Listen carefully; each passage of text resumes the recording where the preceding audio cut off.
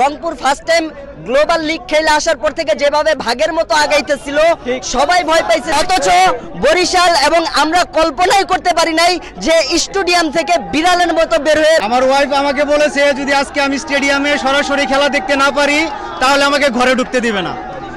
এই কারণে আমি অনেক কষ্ট সহ্য করে আমি ওই স্টেডিয়ামে খেলা দেখার জন্য চলে আসছি। ম্যাচ দেখে খুবই ভালো লাগলো। ইনফ্যাক্ট বরিশালের সকল প্লেয়ারদেরকে শুভকামনা জানাই। বরিশাল যে বাঘ এটা সবাই লোকে গর্জন দিয়ে বুঝাই দিল যে বরিশাল কি, বরিশাল ব্র্যান্ড, বরিশাল মানে ব্র্যান্ড।